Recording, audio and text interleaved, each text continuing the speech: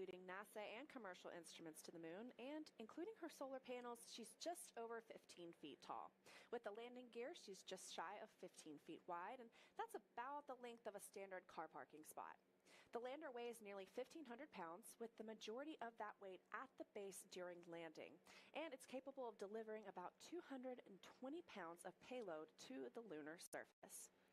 And we've got a replica of Athena right here. So Josh, can you walk us through a few of the commercial payloads that are on board for this mission? Sure. Pretty convenient placement, right? We consider all of these commercial payloads to be pioneers on these early missions. Underneath the garage here, we have Lunar Outpost Map Rover, right, which is also connected to Nokia's 4G LTE system. That's their lunar surface communications system. On the other side, we have another interesting bit. This one is Lone Star's data center, and the land technologies from Columbia Sportswear, helping to protect this mission, making sure Athena makes it to her intended destination, Leah. Athena and her payloads are expected to land on the Mons Mouton region of the moon. This is farther south than any lunar landing attempt ever. And Leah, that is significant. Just like Earth, there are places on the moon that are like landing in an open field. The South Pole is a different story. This mission's landing site is more similar to landing on a small plateau in the Rocky Mountains, but that's where we think that there's going to be water in future exploration. Well, to learn a little bit more, let's head to Antonio Jaramillo to learn about this landing site. Hey, thanks, Leah. Joining me now is Ben Bussey, Intuitive Machines, and landing locations. Why specifically the South Pole? So the lunar poles are interesting for both and exploration regions. We know because of the moon's tilt that the craters near the pole are permanently shadowed. They never see the sun. So they're extremely cold, and we believe that water and other volatiles could build up inside those craters and in the polar region, and that represents a resource for future robotic and human exploration. And also the poles are sort of lunar incognita in that they've been relatively underexplored. If you think back to the Apollo era of exploration, that was all sort of equatorial, and so there's still a lot to learn about them. Absolutely. And so can you tell us then a little bit then what's different then from both the landing locations of IM-1 and IM-2, even though they're in a similar area? I would say there are more similarities than differences between the two landing sites. The poles are a challenging location in that when you look at the moon, you have sort of the dark regions that you see, which in Latin are the seas and the lakes. They're relatively flat terrain. The poles are what they call highland terrain, more rugged, low sun angle, which makes them challenging. And so IM-1 landed about 80 degrees south. It's also the location that the NASA with Artemis wants to send crew. So we're gradually working our way towards the poles. We're about twice as close to the pole with IM-2, about 85 degrees south, about 160 kilometers, 100 miles away from the South Pole. And now, you briefly touched on it, but can you discuss in the South Pole? Yeah, so I think when the team picks a landing site, there are really three parts to that. The first part, the most important part, is it has to be a safe landing site. The moon doesn't have atmosphere. It has hazards. You can't avoid craters, and so you have to have the capability to avoid them during the final part. You also have to avoid the boulders. So the first step is going to be a safe landing site. The second part is, are you going somewhere where the instruments and the payloads that you're flying, can they achieve the science or the technology goals that they want to do? And that's one of the reasons we've picked the site that we have.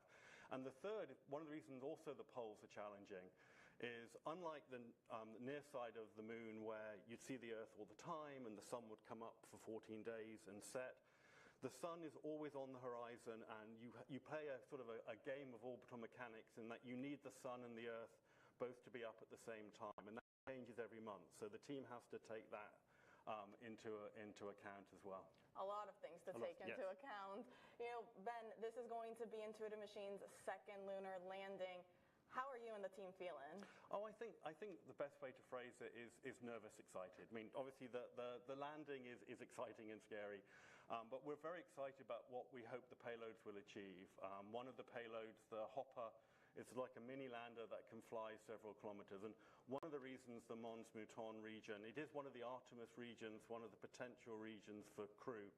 We're landing close to a small, permanently shadowed 200-meter crater. We've put instruments on the hopper from Puli Space in Hungary. It's a neutron spectrometer. It'll measure hydrogen.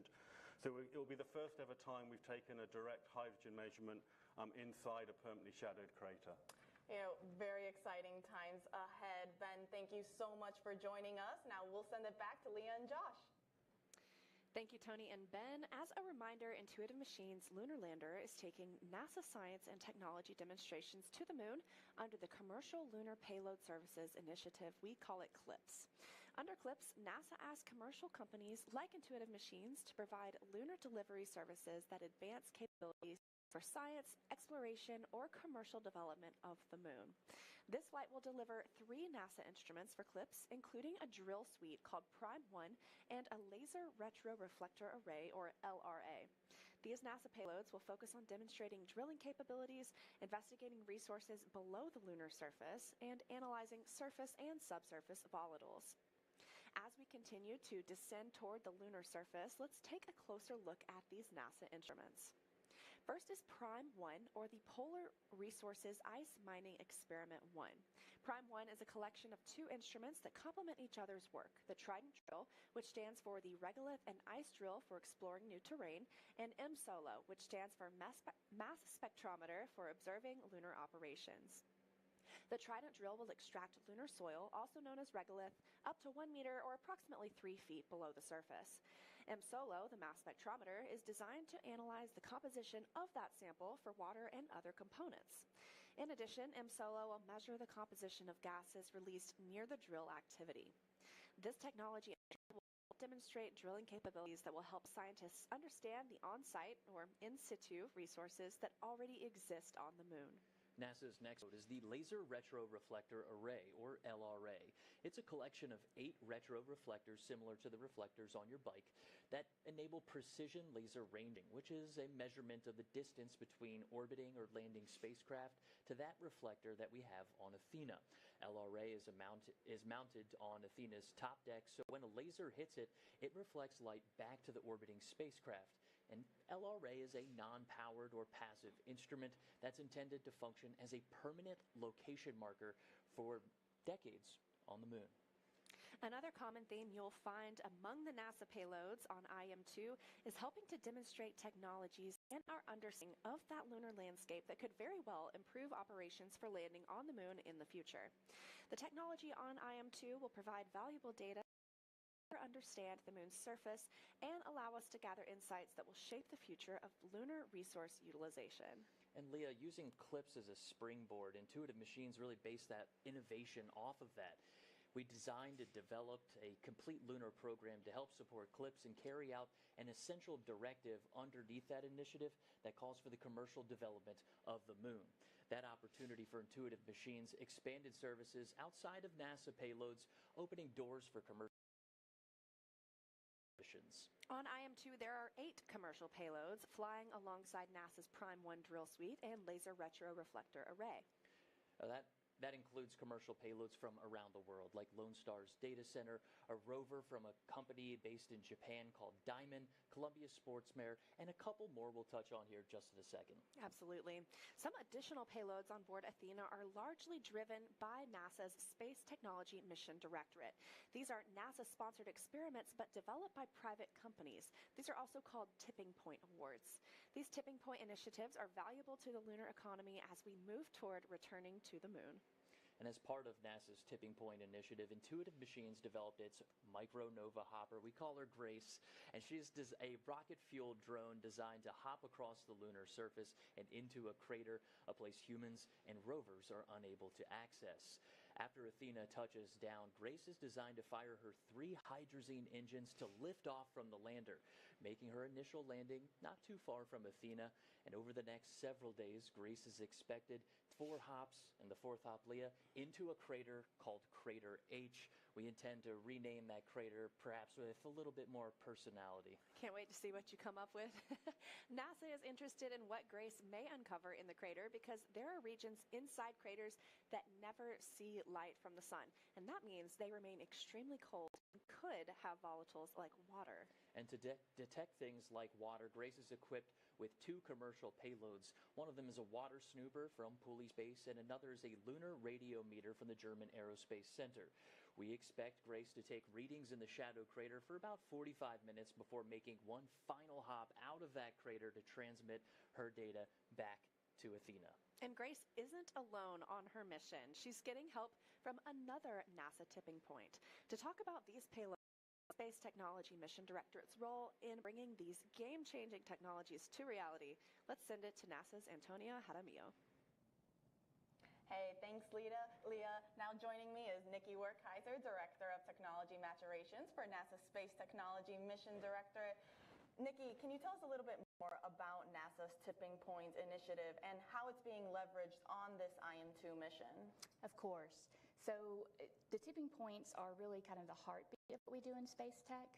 The whole idea is that technology really enables science and exploration, our commercial ecosystem.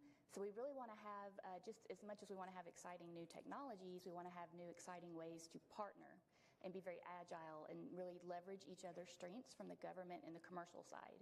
So the tipping points allow us to do that. So with the tipping points, industry, the companies that we're working with, put contributions in. They have internal research funds and development. And so we're true partners in creating these capabilities. Now, specifically on IM-2, why did NASA decide to invest on Intuitive Machines' Micronova Hopper, or GRACE, and then also the Nokia Lunar Surface Communication System? So I'm glad you asked. So we have something called the Lunar Surface Innovation Initiative, and it was started in about 2019, shortly after Artemis. The whole idea there was, in order to do anything on the moon, you're going to have a set of capabilities or technologies that everyone is going to need. Just your basic infrastructure, if you will. So things like power and surviving, the dust and the environment you're in. But 2 of the key areas that come up over and over again, of course, are autonomy and robotics and mobility, being able to get around. We all know that there are places on the moon that are more treacherous than others. It's a pretty rough environment. So we have permanently shadowed regions, which you've heard about earlier today that we want to get into. The hopper can do that, right, and get that data and show us what's in there. There's where we think we might have some water or ice. For the communications, that's a no-brainer, right? Every time I talk to, whether it's a 2nd grade class or my grandmother, then they would, when we have our cell phones, when am I going to have my phone on the moon? You have to be able to communicate. Whether you're in your rover and traversing, whether you're in your suit or in your habitat, you have to have a way to be able to communicate. So it's very important that we get this communications established. And aside from making sure we have communications on the moon, I guess how does NASA determine what other technologies are important to demonstrate on the lunar surface? Right. So this has been a lot of fun because what we really do is look at the larger, I'm going to say, ecosystem of both what NASA wants to do from an architecture perspective, but also from establishing a commercial ecosystem on the moon. So there are certain capabilities that you're going to need, those infrastructure items, if you will. So when you think about living and working somewhere like the moon, I don't know about y'all, but if I go to Walmart, if I go to Florida, I'll have to stop at Walmart and buy my flip-flops, right? You have to prepare for a lot of different things that could happen. So you need that basic infrastructure so you can be more independent from Earth and live and work. So things like power. I mentioned the dust. We learned in Apollo that the dust is very abrasive and very hard on your systems. So we have active, passive, and operational ways to control that. You notice I say dust mitigation, not solutions, because you have to mitigate it. Being able to rove around, being able to have communications, in situ resource utilization, which Prime will be looking at, on how we can use the natural resources where we are instead of being totally Earth dependent. So doing those studies, understanding kind of infrastructure that everyone is going to need is how we pick and prioritize. So definitely a lot of important technologies. Yes. Nikki, thank you so much for joining us and speaking with us today. Now we'll send it back to Leah and Josh. Thanks, Tony and Nikki. Here's a deeper look into how the Nokia tipping point will work and the benefits for future missions. On Earth, a cellular network has many components: base stations, radio units, and a core network that manages the connection between users and the network. Nokia's technology miniaturizes and integrates all of these components into a single network in a box. This is Nokia Bell Labs Network in a Box that you can hold in your hands. it contains every single component that make up a 4G LTE network. Scaled down to this size, weight, and power, we could install it onto the Intuitive Machines Nova Sea lander, along with specially designed antennas. Every gram that we send to the moon matters. While compact, the system also has many redundancies and fail-safes, allowing it to recover and heal itself. We also overhaul the system software to minimize the impact of ionizing radiation that would normally cause sensitive electronics to malfunction. The network links directly to devices in both the Lunar Outpost Map Rover and Intuitive Machines Micro Nova Hopper. For the mission to succeed, this network must be fully autonomous. It must deploy and configure itself once on the lunar surface. As the Lunar Rover goes about conducting experiments, and the hopper goes deep within a crater, the network must also constantly make adjustments to ensure it maintains connectivity. This is an uncrewed mission. There will be no human technician to tweak or repair the network if something goes wrong. Achieving that level of autonomy was a monumental task to undertake. Working with NASA's Space Technology Mission Directorate, Nokia plans to test the first cellular network on the moon. Success will have implications far beyond this important mission.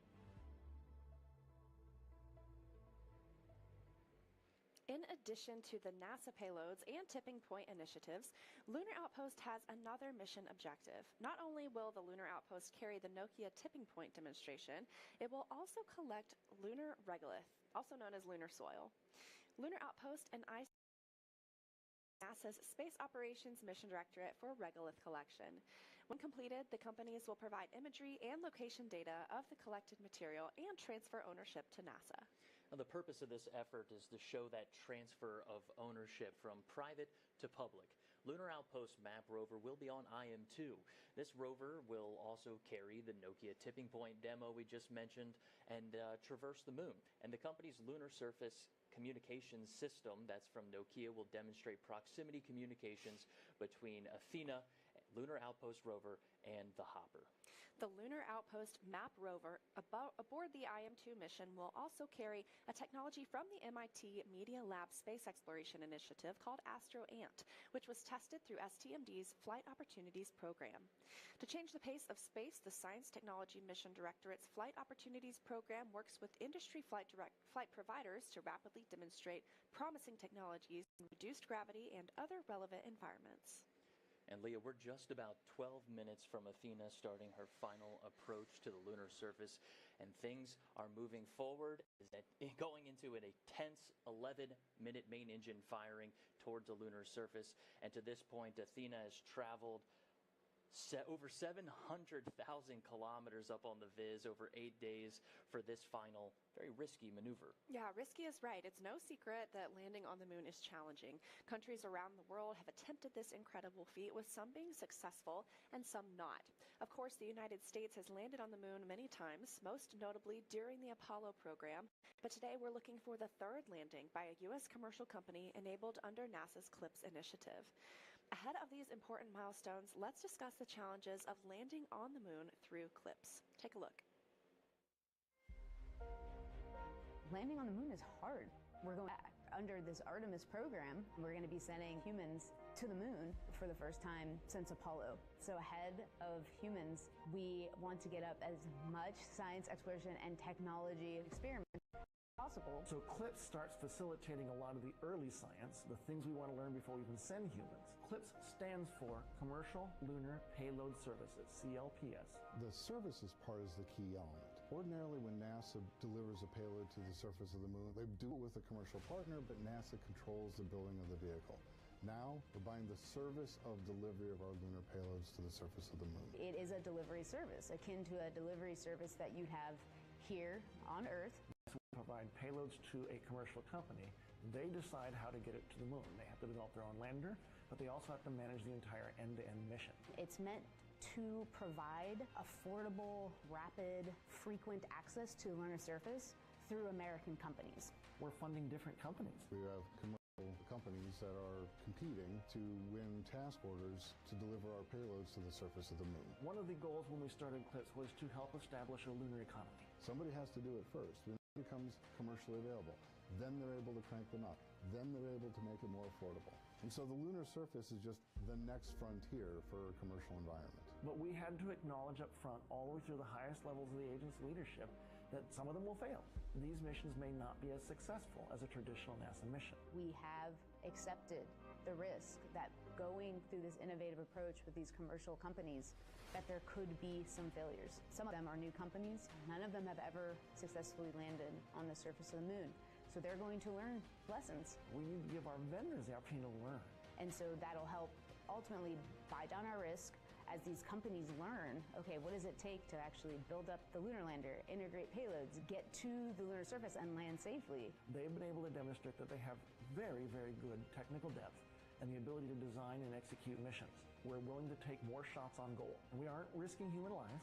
And in the big picture, if we're flying missions at 1/10 of the cost of a NASA mission, and we fail 2 of them, 8 missions for that same price. Even with 1 or 2 or 3 failures, this is still a very economical proposition. It's a risk posture which is more risk tolerant than NASA is accustomed to. There's not a single one of these companies that's willing to bet their mission on a coin toss. Every one of them is doing what they can in order to have the most successful mission possible. But the important thing to realize is that risk tolerant does not mean risky. And the rewards are a long-term ability to get payloads to the moon inexpensively, frequently, and rapidly. We want science, so we can then put more of our resources on even more science, exploration, and technology payloads and get more of a return on investment when we get to the moon. CLIPS provides tremendous benefit across the scientific and economic communities. So there's a lot we'd like to learn about the moon to help human habitation and prepare us for missions to Mars and beyond. So the moon is the first step. We are coming up on just about 22 minutes from Athena's planned lunar landing attempt. Let's take a live look into Nova Control. Josh, can you tell us what's going on right now inside your Mission Control Center? Well, flight controllers are all monitoring Athena's flight data in near real time. That means Athena is sending data from nearly 250,000 miles away to ground stations contracted by Intuitive Machines across the globe and into Nova Control. The mission director and landing system experts are looking at a screen called the Deorbit Descent and Landing, or DDL screen. It's used primarily while Athena orbits the moon through to landing. That same data flow is being interpreted through a video game engine to create what we call the viz that you see on your screen right now. Well, we have made some improvements to increase the fidelity and reliability of the viz. We expect to keep it up for you during the landing, although the last few seconds may be an estimation of what's happening, as Athena may lose communications contact, particularly when she pitches over right before vertical descent. Right now, looking at the viz, it shows Athena approximately 15 kilometers above the lunar surface, so we're getting close. Now, when the lander makes it down to about 10 kilometers, we expect Athena to continuously fire her main engine, throttling down until softly landing on the lunar surface. And Leah, that final burn is called Powered Descent Initiation, or PDI. Athena must slow down by about 1,800 meters per second, which doesn't mean too much until we typed it into Google. That's about 4,000 miles per hour. That's because she's approaching her landing site coming down from orbit, so she has a lot of lateral speed. You can think of PDI like hitting the brakes on your car in order to make a safe turn. But in Athena's case, that turn is moving into a vertical upright position to start descending down to the lunar surface. PDI should be starting here just in about... Teams here in Nova Control have been working diligently over the past 7-8 days to take us this far. Now, again, only 15 kilometers above the lunar surface. We're following the countdown to Athena's landing attempt, but for now, we're heading back over to Tony Hadamia, who is standing by with NASA's acting administrator, Janet Petro. Tony? Thanks, Leah. It's always an honor to be joined by NASA leadership, and joining us now is Acting Administrator Janet Petro. Janet, we're getting, 20 minutes until landing. How are you feeling? I'm feeling super excited. Got a little nervous, fingers crossed, toes crossed, but looking forward to it. Absolutely. I have everything crossed too. Can you tell us a little bit more about the challenges of landing on the moon, especially for these uncrewed robotic spacecraft? Yeah, so even, you mentioned these are uncrewed, but even back in the Apollo days, the 7 times we landed on the moon, it was very, very challenging, required a whole bunch of simulations and demonstrations to get that right. And so for the uncrewed, so each lander is unique, so each is developed differently. and the harshness of the environment with no atmosphere, the dust that's going to spring up when it lands, all these conditions make it really, really hard to do it right and get it right. And one thing I found from the Firefly from last week, all these companies know how hard it is. Their own technology, they've got to have precise propulsion and navigation systems to get them right down on the surface, and it's all automated. You know, we're 238,000 miles away from Earth, so there's no real-time control, so that the systems have got to work quickly together. So these companies, that they support each other, and I started to say we were at Firefly, and several of the other companies sent them in coffee and donuts because they know how stressful it is for the team as they're coming in for a landing to make it, and hopefully it'll go. But it is really, really hard to make sure that all the systems are working seamlessly and perfectly, and that as they get closer and closer to the lunar surface, that the rugged terrain that they're about to land on, it all works out. And the South Pole is increasingly challenging with the very, very deep craters that are there. The low level of light and the angle of the sun make that even more challenging. So it's harsh. It's harsh. Impressive when the teams then are able to land, well. Janet, can you tell us how these commercial then lunar flights that are part of the agency's CLIPS initiative, how are they helping us then in our own Artemis missions when we send humans back to the moon? Yeah, so I consider them part of the way bigger Artemis missions as we're going back to the moon and then onto Mars, that we talk about all the time. And so CLIPS, the Commercial Lunar Payload Services, I just think it's a brilliant partnership between NASA and innovative companies to come up with their own concepts and ideas and help put forth science and instruments earlier than we're going to be able to get humans on the moon. And we'll be able to learn a lot from these instruments and payloads that we're deploying. Things like, the water ice. Maybe we can find some water ice. Different roving mobility techniques. Of course, looking at all the lunar resources and the drilling, drill baby drill that we're going to do on this mission. So all of that we're going to be able to apply to Artemis when we get humans back on the surface of the moon, and then as we go out to Mars. And again, I think CLIPS is a brilliant partnership. And I mentioned, I believe this administration talks about America first, and I think the way we can by bringing along industry and really dominating the space, whether it's low Earth orbit, whether it's cislunar, or whether it's on the surface of the moon. I think we will continue to push boundaries and make sure that we are first and retain leadership in space. A lot of exciting science ahead.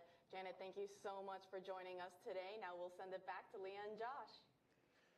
Thanks, Antonia. It's time to buckle up, space fans, or lean forward in your chair. We just heard the call out for 90 seconds for time ignition for PDI. Let's go ahead and open up those operational channels so that folks at home can listen as we go in towards PDI, Leah. That's a braking burn coming out of orbit, trying to slow down about 4,000 miles per hour. Yeah, PDI stands for Powered Descent Initiation. So this is really that final commitment that we are coming in for landing. And everything is really going to happen in rapid succession after this 11-minute burn, now just 60 seconds away.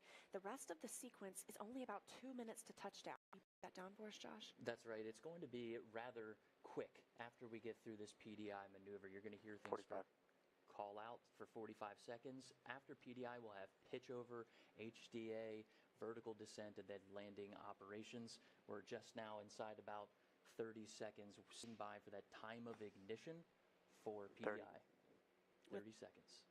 And with 30 seconds, we are now 13 kilometers above the moon. Again, we're going to bring it back down to 10 and start that burn. We might be AFM is in exec mode. I was just about to say we're listening for exec mode here. 15 seconds. RCS settling burn. Settling burn. That's our attitude control system. Ignition commanded.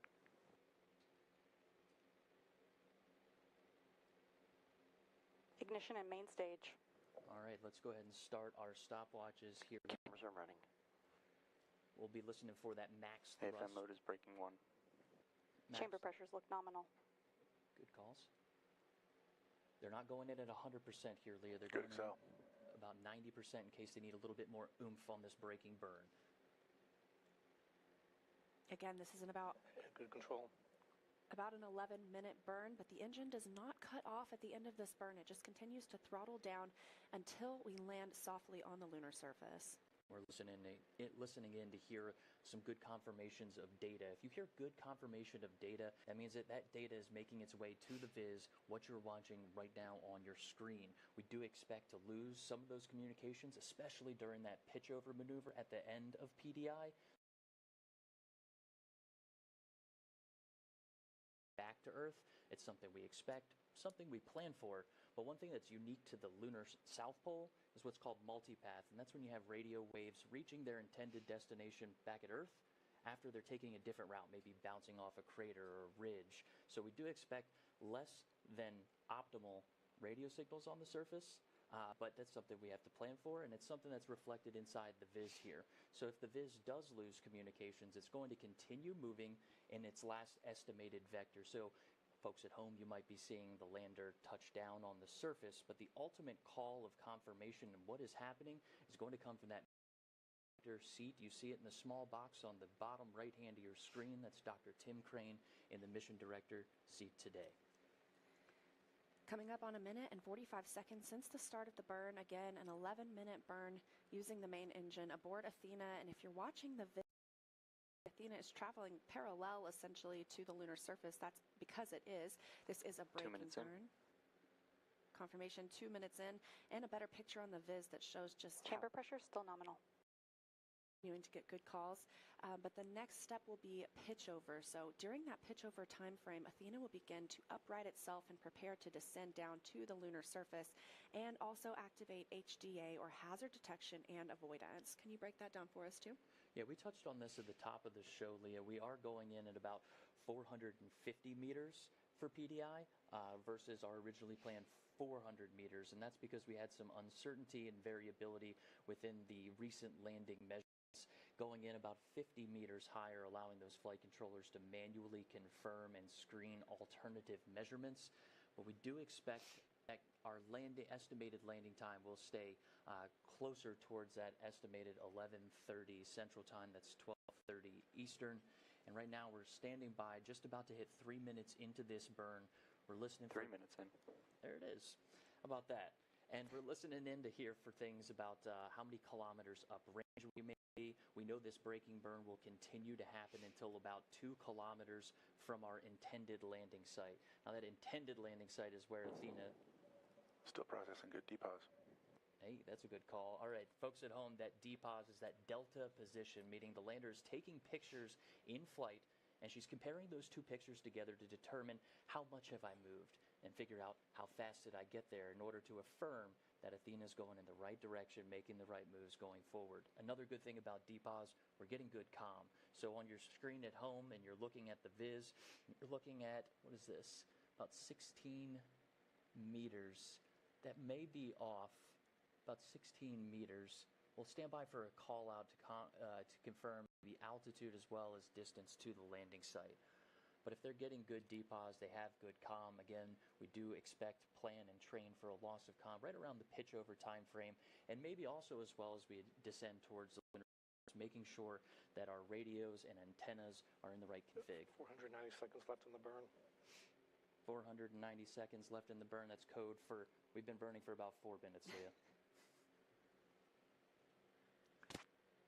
We'll stand by to try to get some more data and call-outs here, maybe some kilometers up range, as well as the mixture ratio, trying to figure out the vehicle's performance, that mixture of liquid methane and liquid oxygen going into the engine.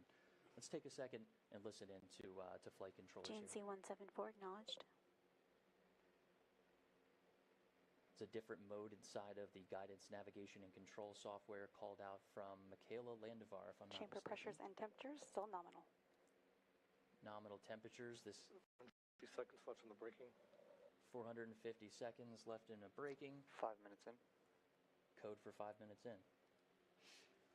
Again, this is a braking burn, the powered descent initiation, really committing us to the final descent. Earlier this morning, we had the DOI, or the descent orbit insertion, which got us out of lunar orbit itself. And since then, Athena has been completely autonomous. So, Josh, is there anything right now that flight controllers can still command on the spacecraft? That's a good point. I mean, there is an alt process that is bringing Athena from descent orbit insertion, triggering powered descent initiation, and then through to the lunar surface. Flight controllers do have a few options to manually intervene. We talked about allowing a little bit of extra time with that additional 50 meters for 400 PDI. seconds left in braking. 400 seconds left in braking. We're almost up on 6 minutes inside of this burn. But that extra 50 meters is allowing flight controllers to manually, as we did have a little bit of uncertainty and variability with recent landing measurements. By my count, we're just crossing about 6 minutes, Leah. That means we're GNC over. 175 acknowledged. Another guidance, navigation, and control mode call out there. We are over halfway into this 11-minute burn using the main engine on Athena. AFM is in braking 2. Braking 2, progressing through that PDI count, Leah. 350 seconds left in braking. 350 seconds left in braking, just crossing over the 6.5-minute initiation. This is one continuous burn from PDI all the way down to the surface. VFM mode is DPOS only. All right, we're still processing delta position. Those are camera measurements the lander is looking at and making decisions. One of those decisions will be using hazard detection to fly to an intended landing region and then autonomously make those decisions of a safe site, whether that's safe from a boulders or steep slopes. We'll hear those call outs after we pitch over here HDA, and that's what we're listening for to figure out where those hazards are and choose a new landing site. Now over 7 minutes into the burn, this braking burn, 300 seconds left in braking. specifically 300 seconds left, this braking burn. Engine is still healthy. And great confirmation about the engine itself. That engine is bringing GNC us. 176 acknowledged. Engine is bringing us from about 4,000 miles per hour to eventually a soft about 1 meter per second, or about 3 feet per second landing. And I'm catching a little jitters watching the viz here, so I think folks at home will be seeing the same thing. Remember, this is data being streamed down from a lander that's braking about 4,000 miles per hour, trying to feed that data back 250,000 miles away. TAL is now at 5 dB. Just to enjoy a little view. 8 minutes elapsed. Camera's now in braking 2 mode. We are still inside of PDI, braking 2 mode. 250 seconds left in braking. So we cross over 8 minutes into this burn. Again, about an 11-minute burn. We don't expect the engine to reach full 100% thrust. It's really a throttled approach. This engine is designed to continuously burn in throttle all the way from power descent initiation, which began 8 minutes and 30 seconds ago, through touchdown. This approach is very similar. If you go in at 100% and you need a little more, there's nothing left to give, right? We want to come in nominally around 90% and then have a little bit of room to play if we do need to increase the speed. You'll hear folks maybe call out the rate of acceleration, but in this case, for us, that's deceleration. 9 minutes elapsed. Crossing over 9 minutes. 200 seconds left in braking. Yes, just a couple of minutes left in the braking burn. So another forward to that rapid succession of events that'll come immediately after braking is complete. We will see pitch over begin. We'll be using those 4 RCS, or reaction control system thrusters, at the top of this spacecraft to reorient Athena before its a final approach, vertical descent, and terminal descent. And all of those after PDI, Leah, that you just called out, we're expecting those to happen rapidly. We can kind of sit back and let flight controllers really get into what's happening. We'll take a few chances in between to help. There's a LOS on one of the radio systems. Again, expected as we get in towards our pitch over maneuver. Some jitters on the viz. Chrysonics still showing good data. That's a second radio. So the first one. Good data on Chrysonics. The first one we heard a loss of GNC signal. 177 acknowledged. The second was a confirmation that the 10 minutes second in. radio, we still have signal. So it's good signal, good data, good viz, and we're watching the show here along with the folks at home. 10 minutes into the burn, so expecting just about a minute more until the end of this braking maneuver.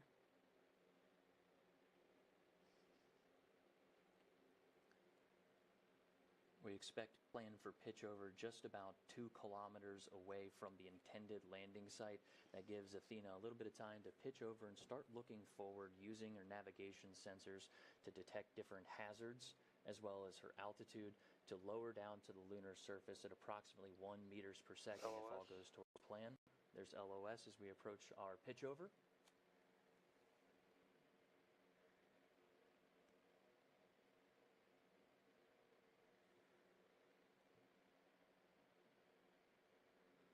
All right, we're approaching.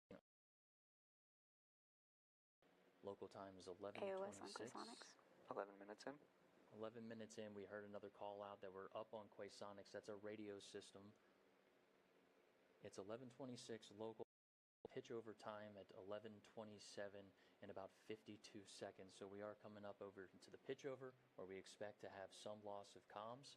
Earlier, we talked about multipath that is very unique to the lunar South Pole, where our radio signals are using multiple ways to get to the same destination, whether that's from bouncing off the harsh terrain or some different polarity issues down there on the South Pole. We expect to have a weaker than normal signal, but we still want to make sure we get that confirmation, Leah. As part of that confirmation, we're going to safe the vehicle, figure out the status there, and then start working on pictures after everything's safe.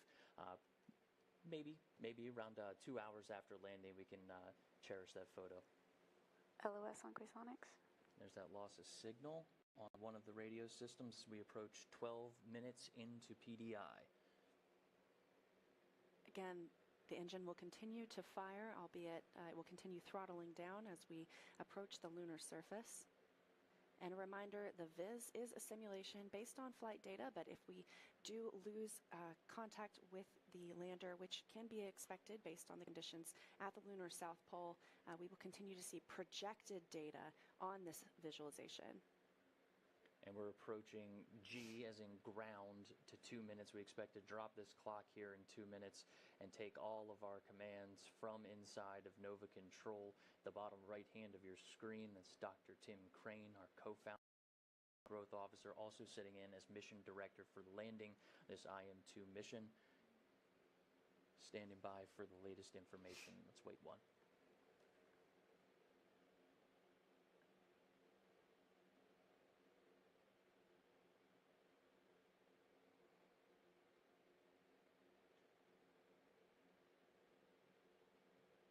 Quasonics AOS. HRN, HGA, HGA2. Thales A.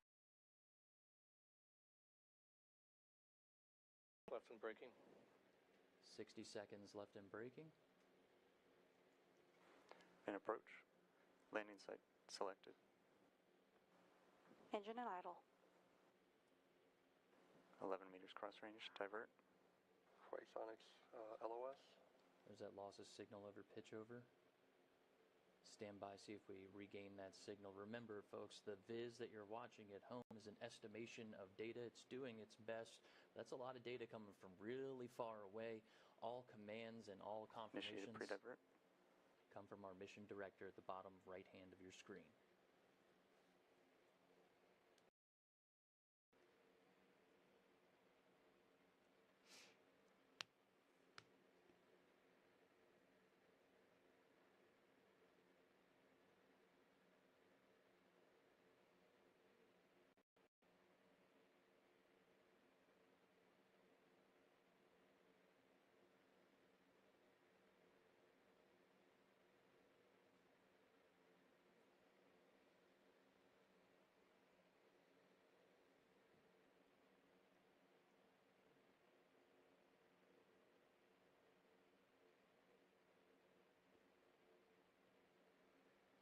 Again, we are standing by, monitoring the Viz just as you are at home, along with Nova Control.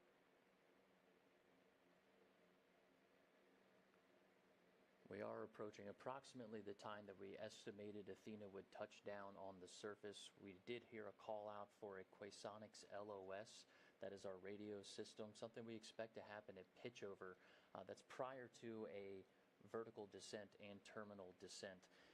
That latest data. How are we doing on signal?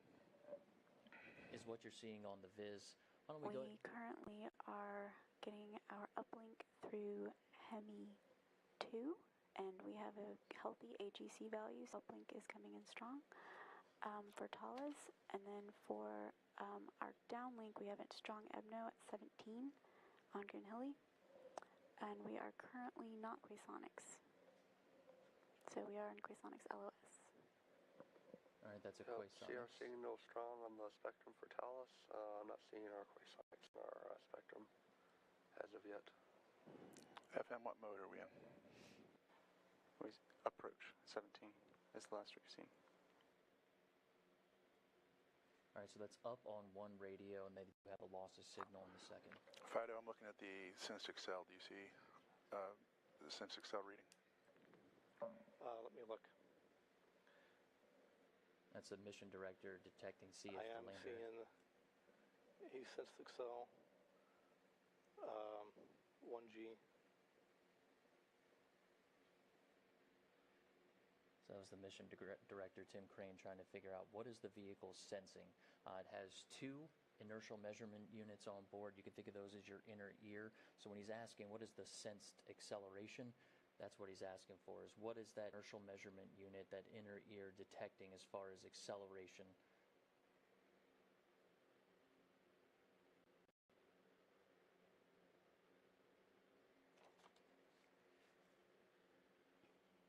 Again, as we've mentioned, the Viz here is just an interpretation of landing. Yeah, let's go ahead and stay on Nova control. Looks like the Viz is hovering. We can't. Prop, what are you seeing on the engine? The engine is still in idle at min thrust. We are still seeing chamber pressure.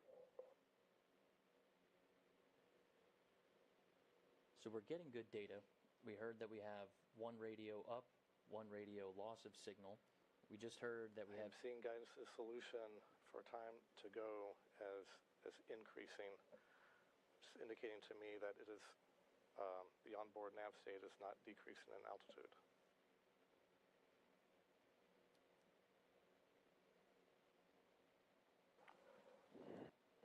The good news, the HRN laser is now ready to fire. So we heard that we have one good radio sending down data. Standing by with a manual command for landed ops. Yep. No recommendation at this time. Yep, we have prop telling us that we have good data. That was someone just commanding. We heard exec mode to go into this firing mode, and someone standing by to get into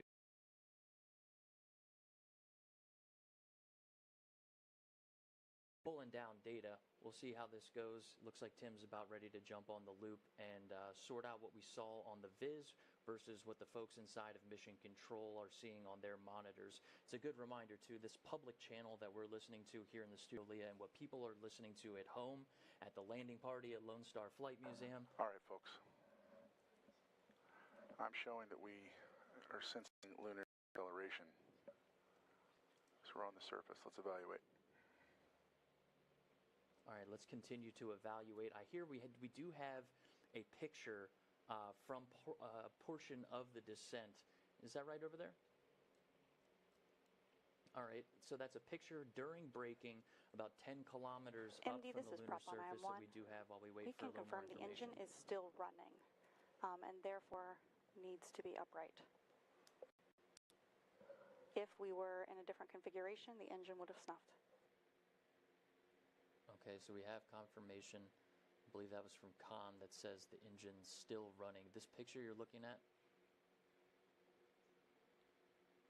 the 10 kilometers up during that braking burn, that powered descent initiation, that long burn that brought us 4,000 miles per hour braking burn. Incredible shot. Yeah, that's there. what I'm saying as well. All right, there's another view there. Looks like from this panel, we're looking at the garage. So that's Lunar Outpost Map Rover inside of that square right there, Leah.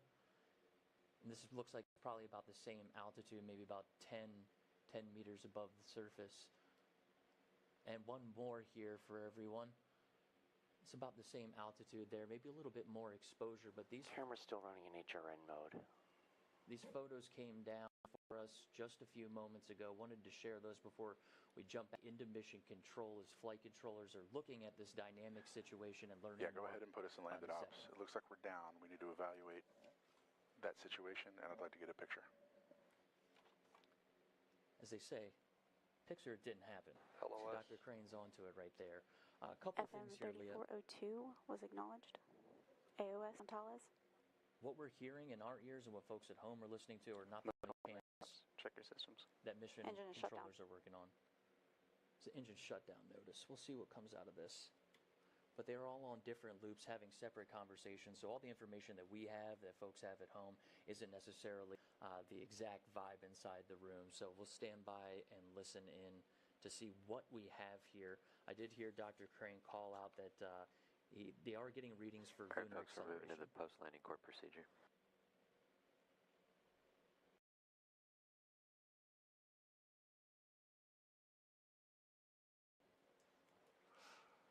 Copy. Can you meet me on my loop, please? Feed lines are inerting. All right, so if we have enough data to be inerting feed lines, that means the engine's no longer running, and it's a state to bleed off that extra pressure. This is part of that safing bit that we talked about earlier, Leah. Looks like our CEO, Steve Altimus, just stepped into the room. That's in the bottom right hand of the box here, talking to the mission director, Dr. Tim Crane. He just called out telling Spark to turn some things off. That's because we need to remain in a power positive state, Leah. Getting that top deck able to charge, but sometimes you have to turn a few things off to make sure that you're charging and not just burning through that power.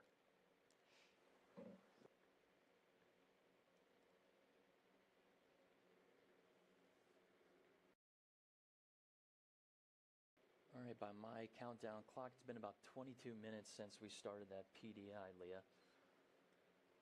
And again, we were anticipating landing at about 11:31 a.m. Central Time, 12:31 p.m. Eastern Time. It can get tricky with communications on the lander when you're in a...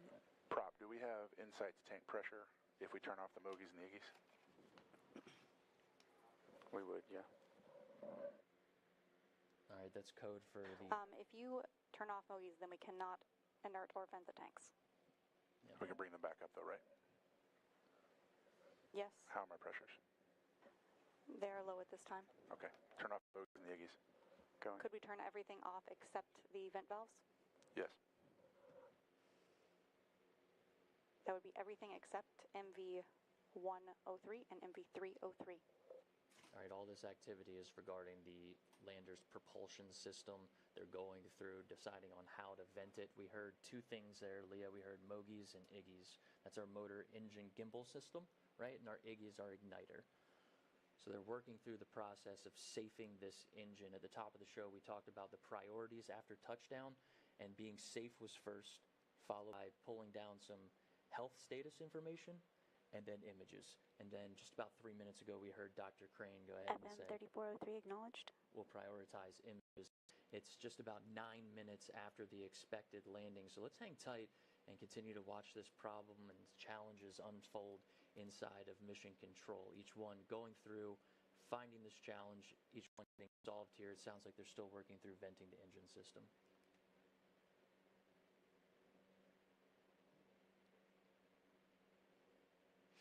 Let's power off the Quasonics until we get a handle on what antenna we're going to pipe it through.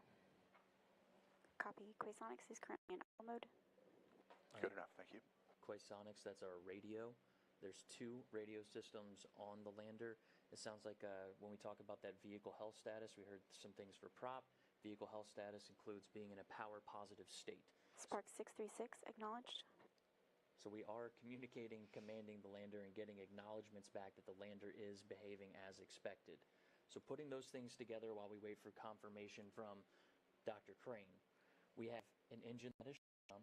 We are venting the engine. Spark 637 acknowledged. We are getting acknowledged commands from the lander. Standing by for confirmation from Dr. Crane. And just a recap of some of the timelines so far today. We had power descent initiation start about 25 minutes ago. FM 3406 acknowledged. Power descent initiation is the braking burn that really committed us to coming down to our landing site today. We were targeting landing at about 11:30 a.m. Central Time, so about 10 minutes ago now. Again, still just standing by for some confirmation from the teams in Nova Control, and hopefully a picture that shows the status of Athena on the lunar surface. Landing site today is Mons Mouton. It is the furthest south target for any landing up into this point. And pretty credible images we just went through. You know, for those to come down during Spark 638 acknowledged. During that landing sequence, showing during that deceleration burn, just about 10 meters, I believe that was, over the surface for those images. See who we have in there. Yeah, down towards the bottom right-hand side. Spark 639 acknowledged.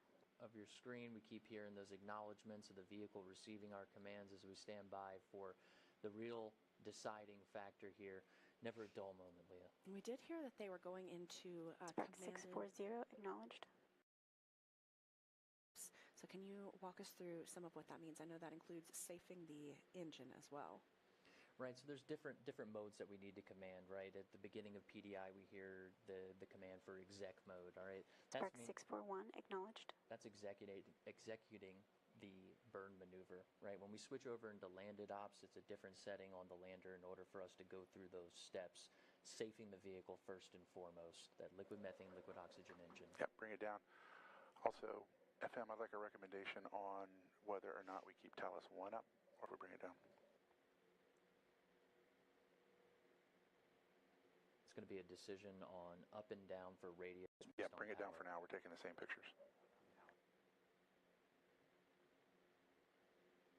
I would not recommend powering down Talos.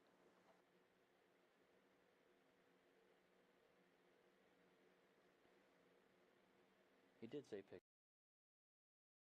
Yes. So, hoping to see the status of Athena on the lunar surface soon. We were initially expecting pictures would take a couple of hours to come down as the flight teams prioritized downloading data and safing the vehicle, but this will help us better understand the configuration of the lander. Spark 642 acknowledged. Every time we hear Michaela come on the tunes Order, there. Can you zoom in on this view?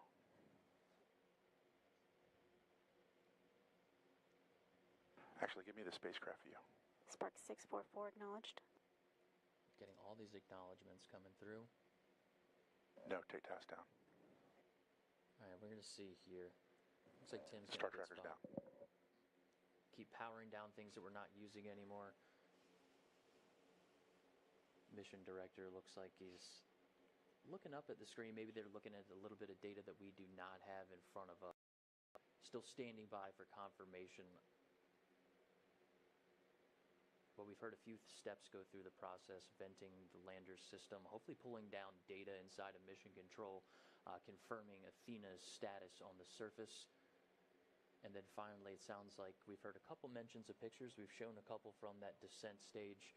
And we're just going to keep standing by, looking into Nova Control here in Houston, Texas, just down the street from Johnson Space Center, to find out the situation inside of the IM-2 mission with Athena's touchdown. Again, that was about, nominally, the touchdown time is about 14 Spark and a half minutes ago. acknowledged. Still in contact with the vehicle right now. We know the vehicle has shut down. Its engines are powered down. We are getting acknowledgement transmissions to the vehicle. All right, team. Keep working the problem. We're shutting power as fast as we can to keep the vehicle in good health. We are generating power. We are communicating through our telemetry radio. And we are working to evaluate exactly what our orientation is on the surface. Spark 646 acknowledged. Spark 648 acknowledged.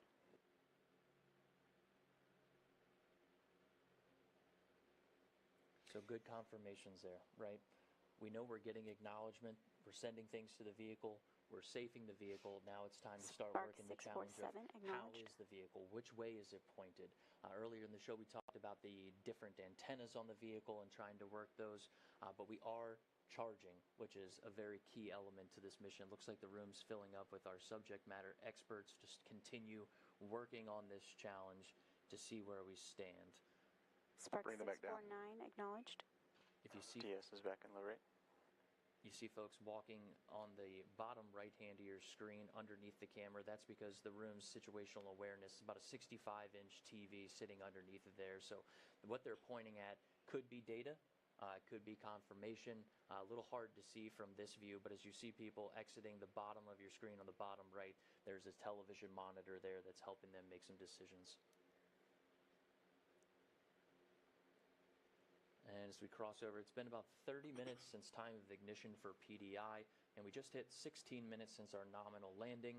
If you're just joining us, we know we are sending commands to the vehicle. We have shut off equipment that has not been necessary. We know that we have an engine that has been shut off. We've commanded the vehicle into surface operations. We just heard from Dr. Tim Crane that we are generating power. We're turning things off that are no longer required. We heard one of them being the star tracker. It's one of the tools that we use to figure out Athena's position in space during flight. We're in landed ops. Now we're just standing by to hear what the full situation is.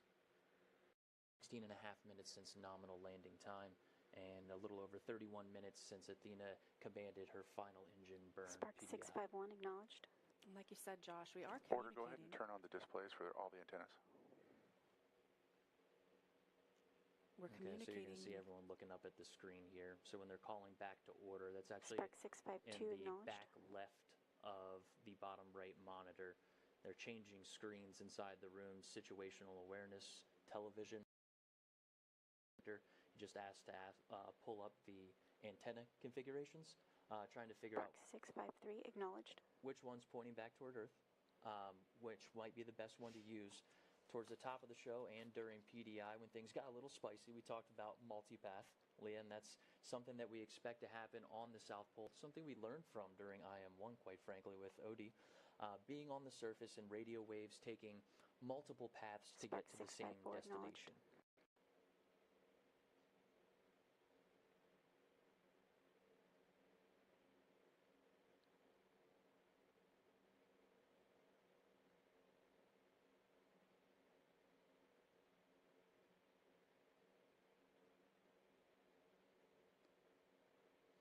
Multipath exists down on the lunar surface just because there are so many different ways. And during Spark IM1, we were 655 sending out acknowledged. signals that were bouncing off the surface, bouncing off of craters, and making their way back to Earth.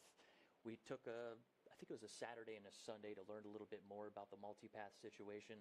You mentioned, Leah, Odysseus ended up breaking a leg, and then laying down gently on the surface does create a problem between multipath and learning about those things.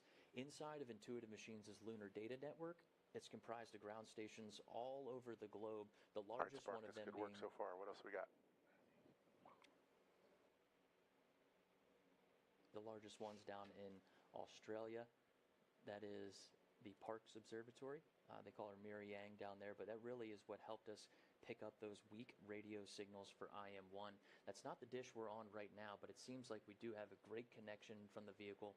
I believe that dish we're using right now is GHY6 in Goonhilly, but I don't have that confirmation in front of AD, me. this is Prop. Can you confirm what is getting powered down? Everything we Copy. They're powering down these systems aboard the lander because it does take quite a bit of energy to land, but we did hear good confirmation that we are also generating power. Yeah, all these commands that are going to Spark. Spark is code for avionics, right? It's where our power is being allocated on the lander. And we've heard a lot of confirmations of things being turned off. We heard Dr. Crane say we are generating solar power. At last check, we heard Mission Director call out to look at the antenna configuration on the room's situational awareness model screen, and we're still standing by to see where this is going to go.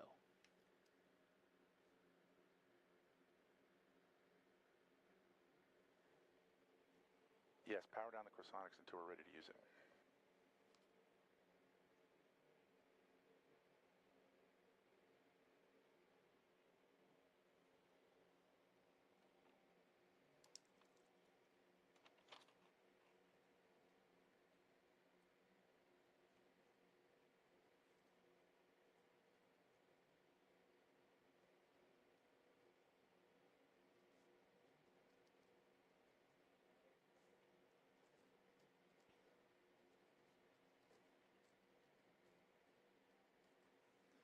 It's about 20 minutes now since our intended landing time today. Again, we were expecting that around 11:30 a.m. Central.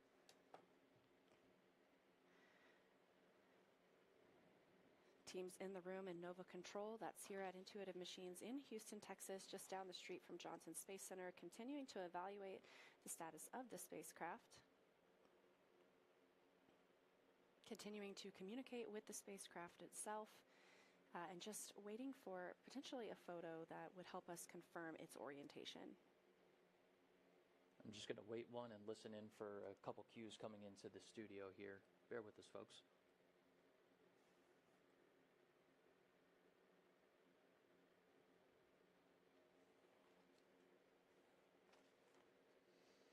Thanks again, folks, for joining us for the IM-2 mission's landing coverage. I want to go over a few things we do have coming into the studio, into our ear, that we can confirm folks are working inside of Mission Control on their own challenges, but a couple things that we do have that we can confirm. Athena is on the surface of the moon. The team is going through the process of powering down systems that are not required. We heard the mission director call out that we do have solar charging, so we continue to hear them in our ear that they're turning off different systems that are not required. We are working to figure out the orientation of the vehicle, which is important because those are our antenna systems that will determine how much signal we're going to have and when we can start bringing down things like vehicle health data and other images that can help us to confirm. But we are communicating with the vehicle. We've heard throughout our intended landing time, through now, different call-outs, direct communications contact, and we would tend to bring out some more information as we continue to assess this dynamic situation inside of Mission Control. We intend to have a press conference at 3 o'clock Central Time. That's 4 o'clock Eastern. We'll do it right over at Johnson Space Center, Leah. That's right. Thanks for joining us today. And we'll have plenty of other information if anything else comes out on our website, as well as our X feed to keep everyone up to date. Thanks for joining us, folks.